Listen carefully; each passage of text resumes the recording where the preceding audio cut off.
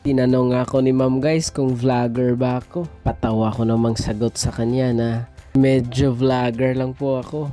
Kasi nagsisimula pa akong mag-vlog. Hello guys, kumusta? Hindi ba kayo busy?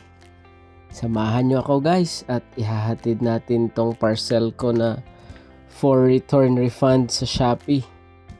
Sa hindi nakakaalam guys, kailangan pa po naming magbiyahe ng almost 20 kilometers from Sagay City papuntang Escalante City. Bakit?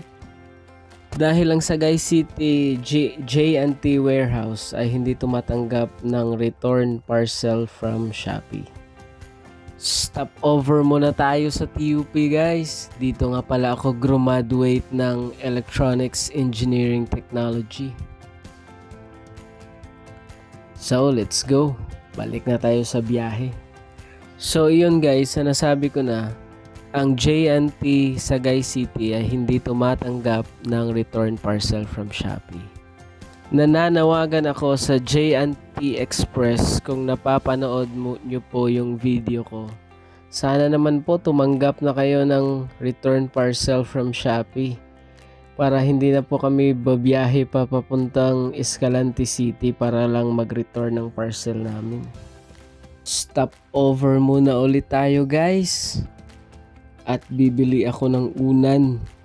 Ito ay ang organic na unan guys, na gawa sa bunga ng duldul.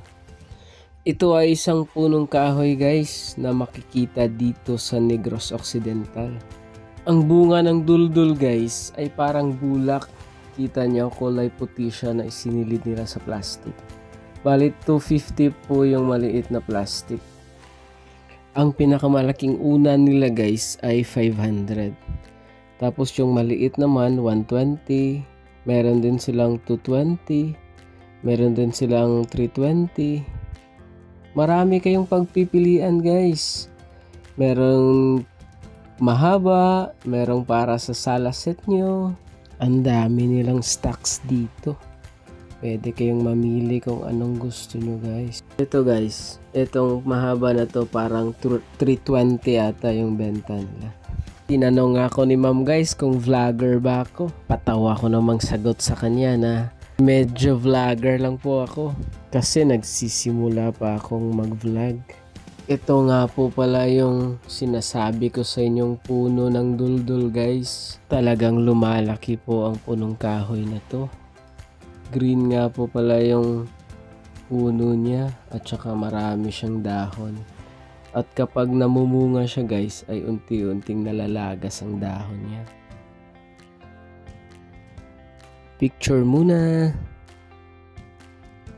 Tara na guys, balik na tayo sa biyahe at baka mag-close na ang J&T sa Escalante City. Sa wakas guys, nakarating na din tayo sa Escalante City. Konting kembot na lang at malapit na din dito ang office ng J&T Express.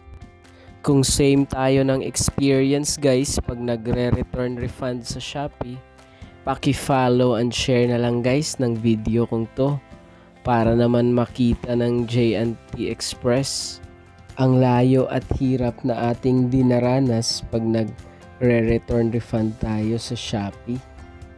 Alas 4 na pala ng hapon guys at kailangan na nating magmadali. Baka mag-close na ang J&T Express.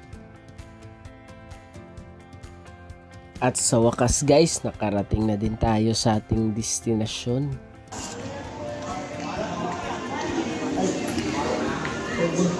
Boss, return ka boss. Hanggang dito na lang guys at salamat dahil sinamahan nyo ko sa pag-return ng parcel ko. Paki-follow and share na din guys para naman mapansin tayo ng J&T Express.